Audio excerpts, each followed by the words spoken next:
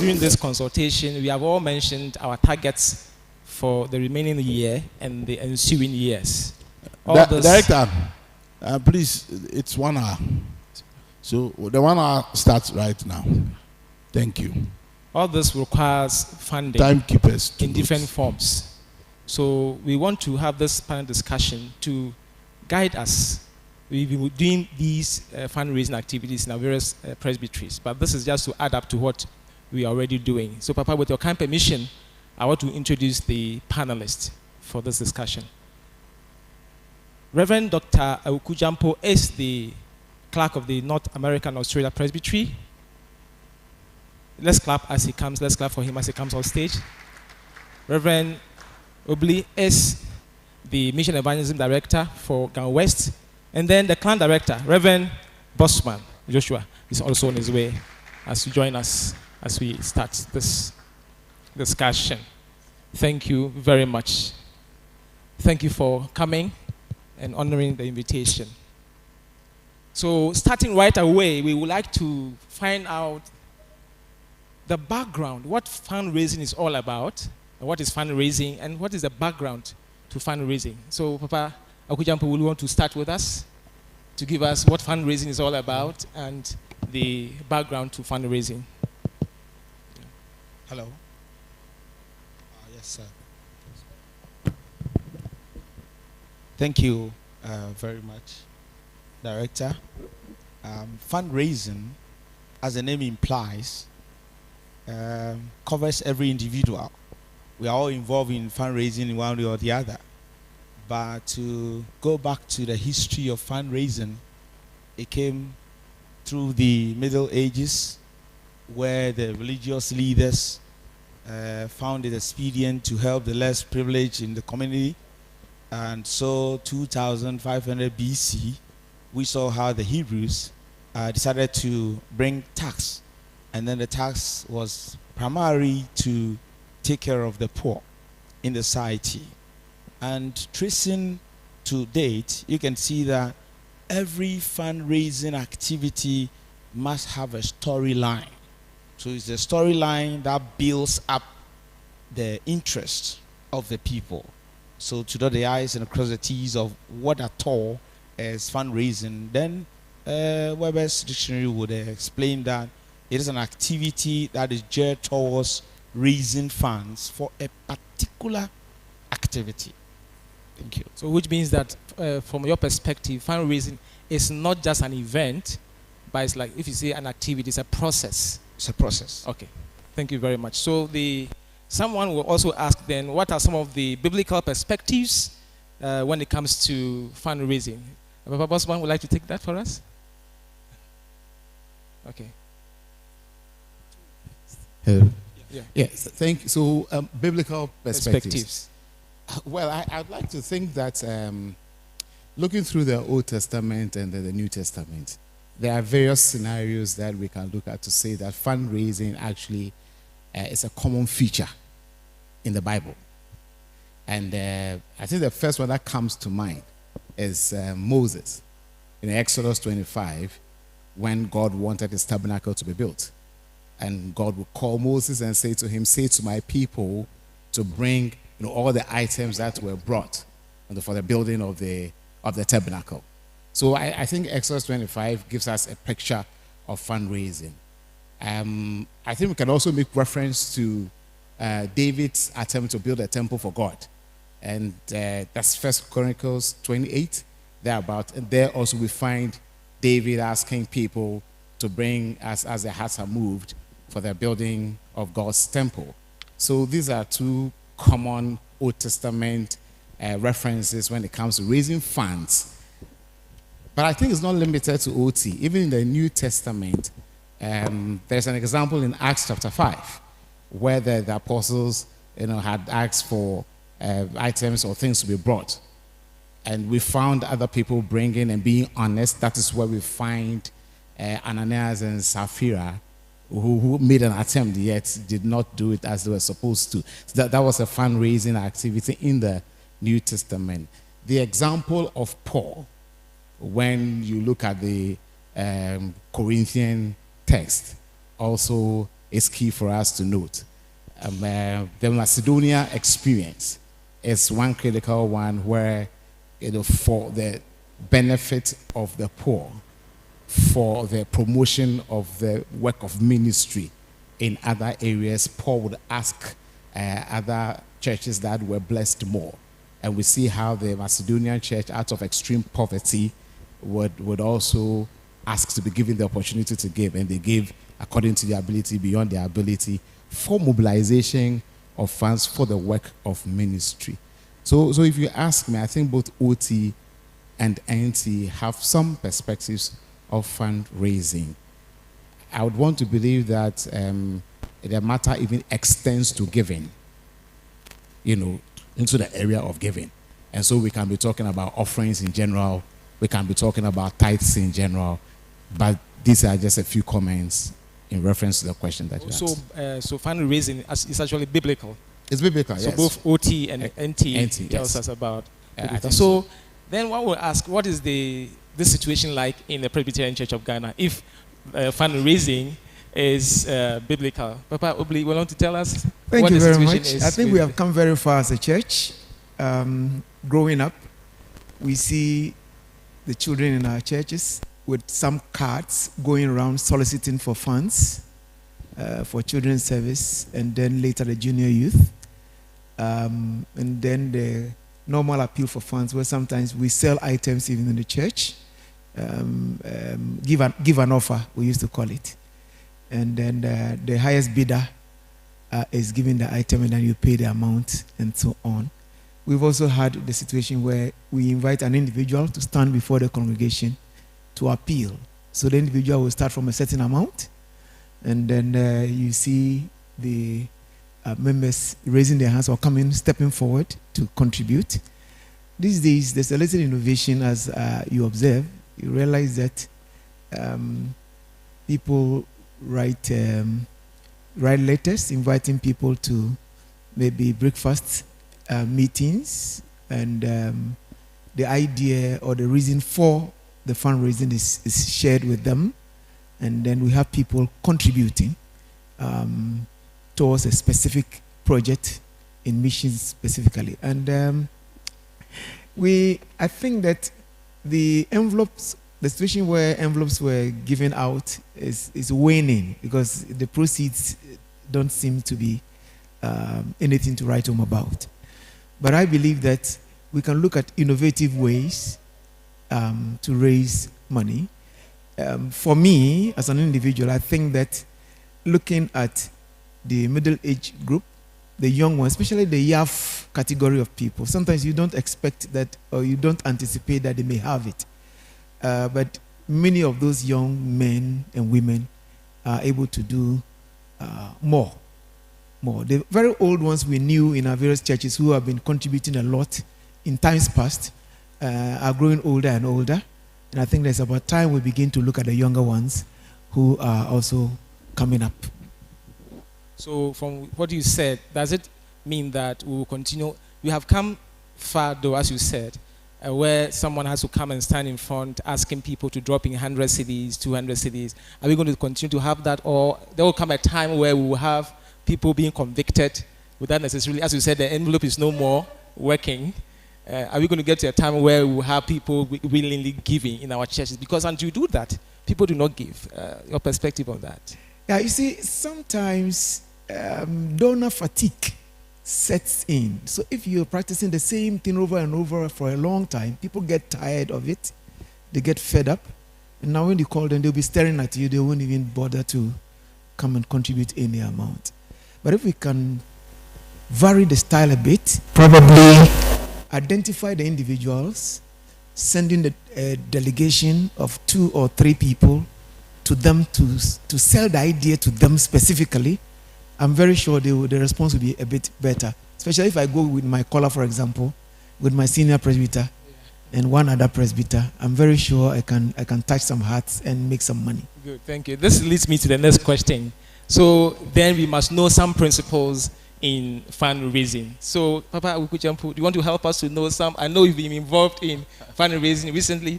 You helped us to raise some funds online when we introduced the PCTV to you. You raised over $15,000 within the span of 30 minutes.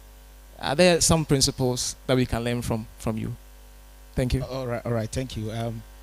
A fundraising expert by name Seth Godin has said that if you know the principle of fundraising, you are easily employed. Now, in the olden days, the leaders at the time were using the equators. The equators happened to be the professional accountants, and they had certain principles which they followed. The research shows that, one, to be involved in fundraising, you must be committed on the part of the raiser, and then convincing the people with the next point, that is your story. So what is your story? until you have a story with evidence, no one minds you. For example, you want to roof a chapel, and then you just speak, I want to roof a chapel. Where is the chapel? Where have you got into? What is the story behind that chapel? We built this 10 years ago. Owing to ABCD, we are unable to do it. So how much do you? It must also come with a budget. You must bring a budget and try to get the right people. The creators, what they were doing is that they were going to the wealthy people in the society. For America, for example, most of the developments that have been done came as a result of 75% of donors. Donors were donating, and people are ready to give 80% of the assets to the church. But where are the experts to sell our story to the people? The next point to do is that fundraising has some kind of extensions. The extension comes this way. Over a period of time, as Papa said, you must not ask for a particular thing. For example, you want to roof a chapel. The next day you want to roof a chapel. The next year you want to roof a chapel. So bring variety, and then bring results. When A is done, bring them results. For example, in America, people were ready to buy chairs, buy things. They didn't have money, but they said, okay, fine, we want to buy chairs. They paid the money, and within 7 days, the chairs were there. Then, oh, what again do we want to do? Okay, we want to buy projectors. Within 4 days, the projectors were there. Oh, okay, we want to do ABC. So whatever you want to do, try to report to them frequently. And once you report to them, I'm sure you'll be able to meet the target. The last one I'm talking about is you have to build a relationship. You cannot go to someone you don't have any relationship with. Build a healthy relationship. As you go in ministry, there may be people you will meet, whether they were of help to you or not. Establish the relationship. If you don't establish the relationship, and you are like, when it gets to November, December, you check on them high. They say, once they see your high, they know you're coming for. So when even you don't need their services, still reach out to them. And once you do that, I tell you, you will not struggle for harvest, you will not struggle for money, you will not struggle for anything, because there is an established relationship. All right. Papa Bosman, the client director at the national office, will you want to add a few points to the key drivers for giving, and some important facts about the donors, as Papa has intimated? I just would like to add one point. Okay. That it seems to be the case that a lot of the times it is only when we need people to support us that we go to. And there must be an effective feedback system where, after people have been invited to support any fundraising activity, we find time to go back to them and say thank you. That actually reinforces the relationship that Papa Jampo talked about. It gives us opportunity to be able to go back to them anytime there is another form of fundraising for any other project or activity. Papa Obli, I know you've been involved in fundraising. Can you add a few to us? Are there any fundraising activities for the church? Yeah, the first thing I want to say here is that for us as church workers, we shouldn't feel shy asking for money. It is part and parcel of ministry. You need it anyway. And so don't be afraid to approach people for the support you need for the ministry to move on. We have in Luke's Gospel, chapter number 8, the first 3 verses, where we were told that there were some women who supported the ministry of Jesus. They were with him plus the disciples as he went to the cities and the villages, and they supported with their resources. Some of them were healed or delivered by Jesus. So it was time to appreciate him or acknowledge what he has done for them. And there are people that God has blessed in our churches and even within the communities, that if you approach them, they will remember easily that God has been good to them, and this is a time to also respond by giving to God's church. And so I've had the opportunity to receive gifts for church work from non-Christians. And the relationship Papa talked about is very important. I think Papa Jampo mentioned it. If you don't have a relationship with them, it's difficult to approach them, and they will not even take your word any far. Yeah. So please, let us eschew the shyness, or maybe I'm a very that sort of attitude. It should be a thing of the past. let's be bold. Let's ask for the help because we need help. And the church must move on and the money must come for that purpose. Before I ask you to ask questions, shall we give them a big round of applause for taking us from the beginning till this time? We will give you the opportunity to ask questions, or if you want to add a few things. So please, we'll take 3 or 5 questions, and then we will round it up. So please, we want to take questions after listening to fundraising for mission, because from here we have to go and do a lot of work to raise more funds to support our mission activities in the church. So please, if you raise your hand, we'll bring you the microphone, and then Akwapim Clark, please let's give him the microphone as he asks his question. Can we give him a microphone? Let's pass the microphone to him.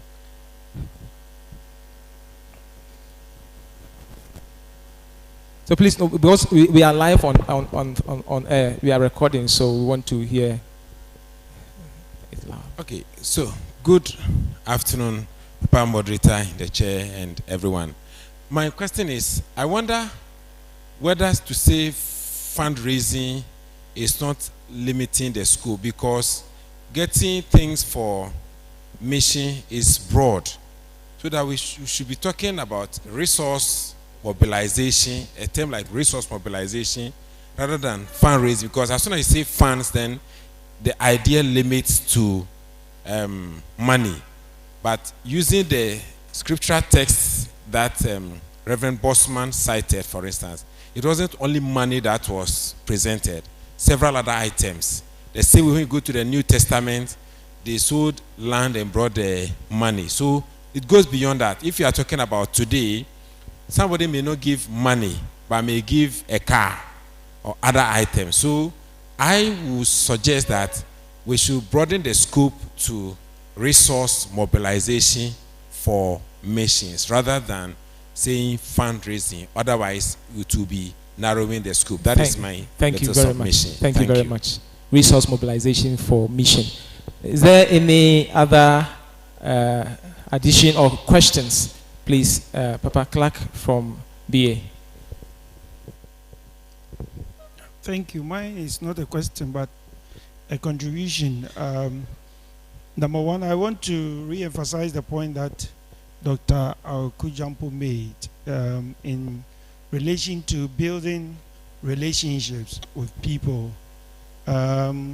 This year, I happened to have the privilege of organizing a fundraising activity in our presbytery in honor of our chairperson for his 20th anniversary ministry.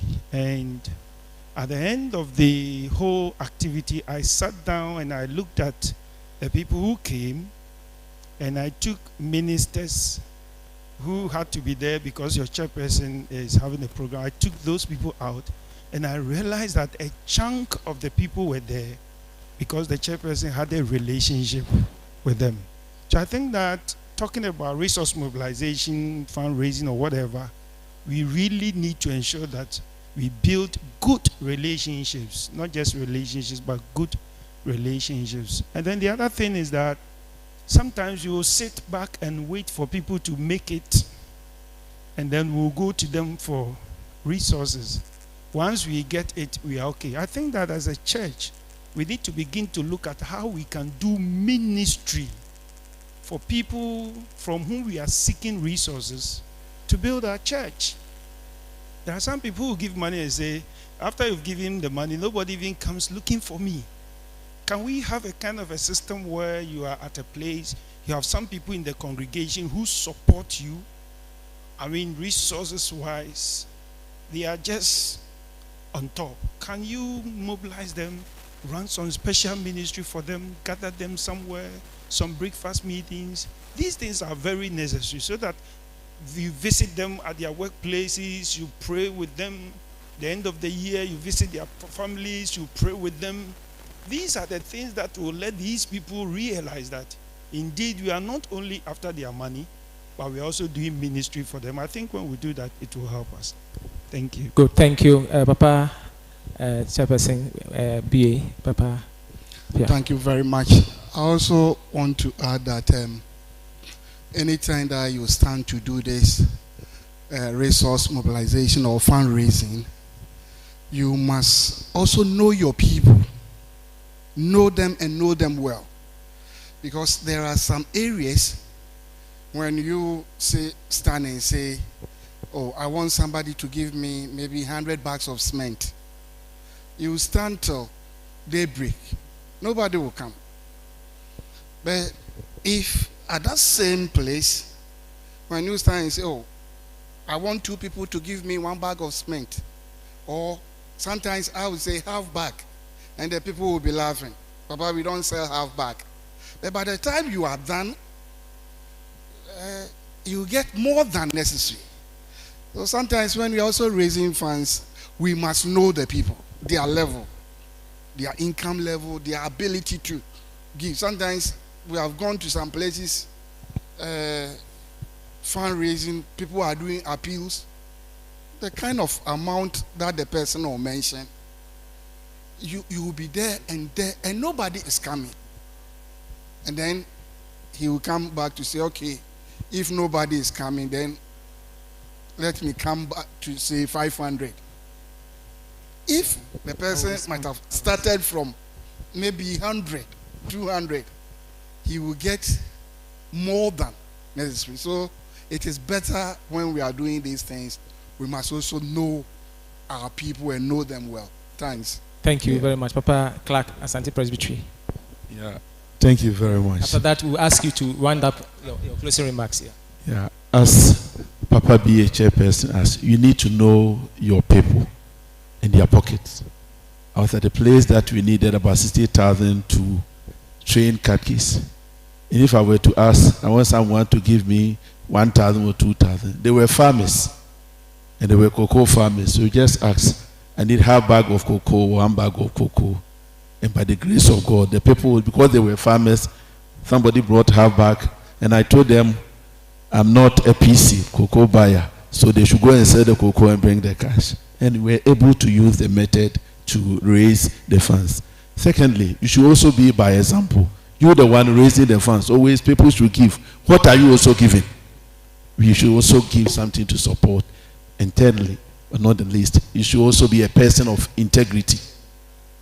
You don't misappropriate people's funds. We are raising funds to go and buy chairperson's car before they realize you've used that money to construct a manse. Yes, manse is necessary, but in the eyes of your donors, you have not been honest.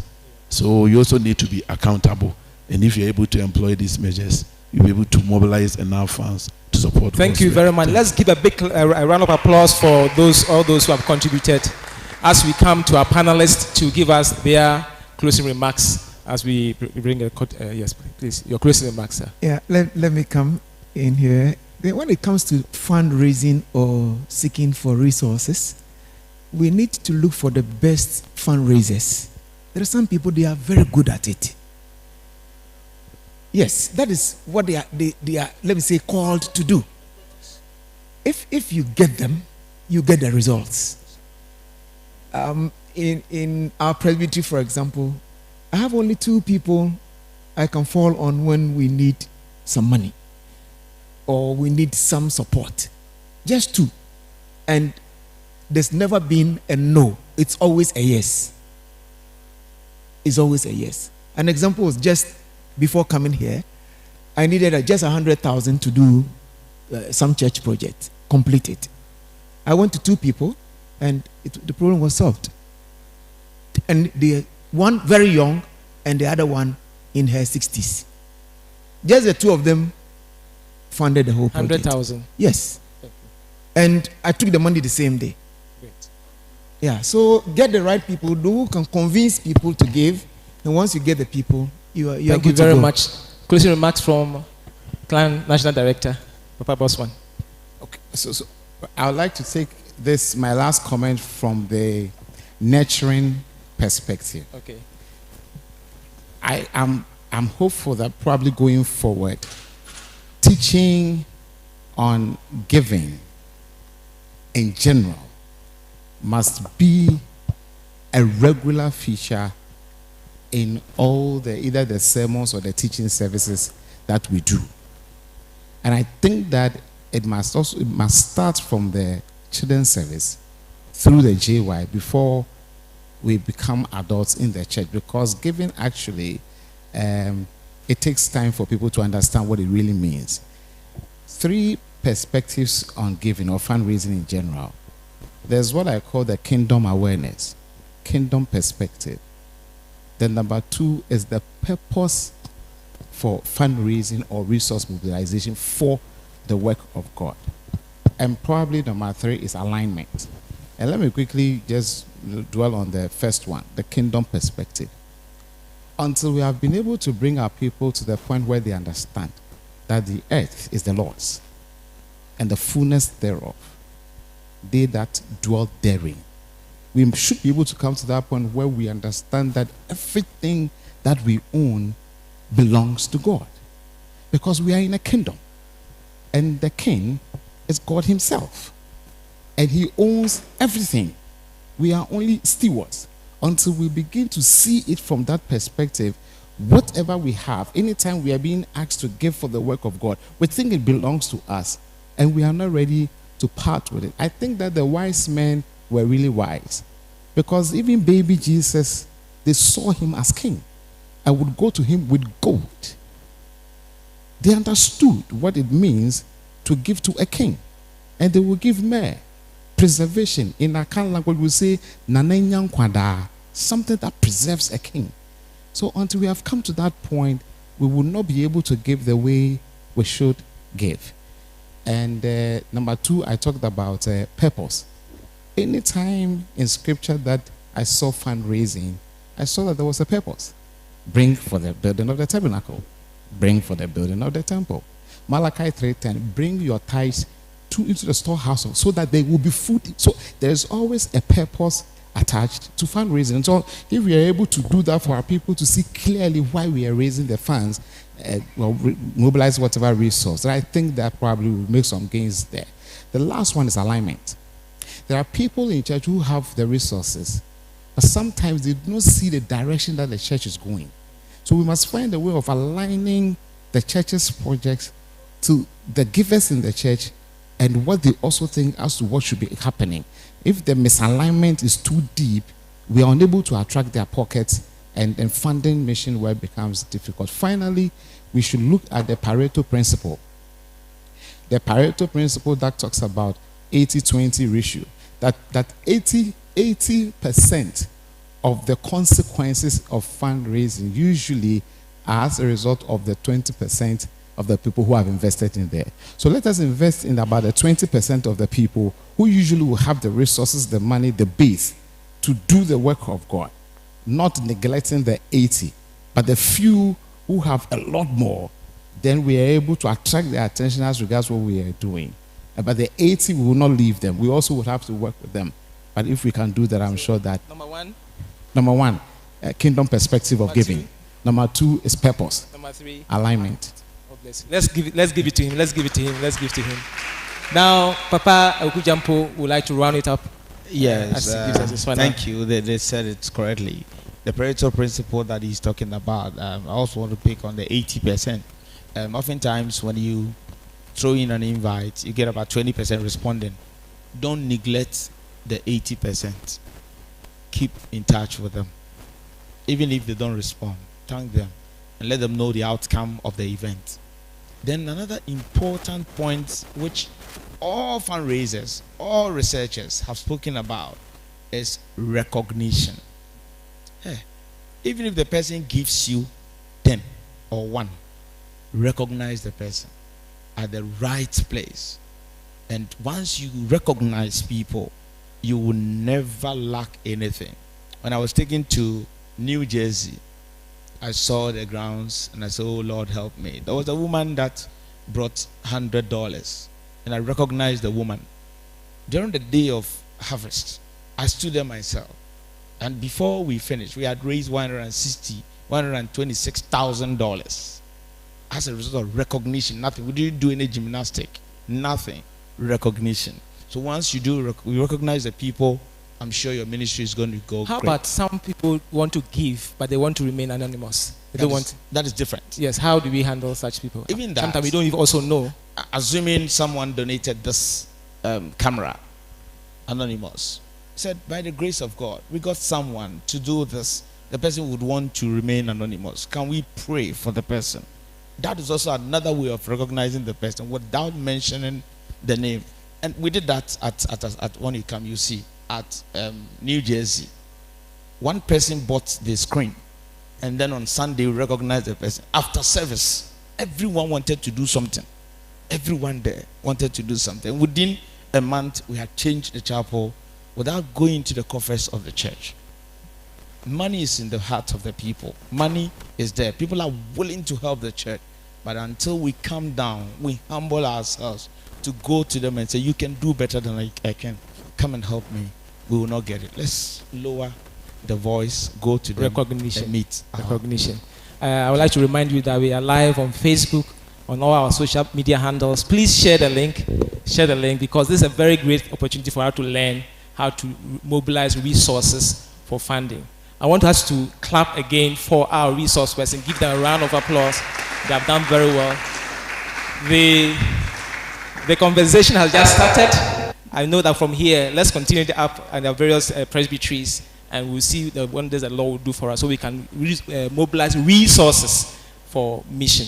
Papa, Moderator-elect, we want to thank you very much for this opportunity, and we say that God richly bless you for being part of this discussion, and God bless you. We'll meet again at another time. And thank you, panelists, for availing yourself and for the Lord using you mightily to bless us this afternoon. We are grateful. God richly bless you. Amen. We have actually, my producer has told me that we still have more time, but the conversation has ended here. So, Papa, thank you very much, Papa Moderator-elect. We are grateful. Thank you. Thank you. Yeah, you may go back to your seats, and I think we should put our hands together for them. Thank you very much.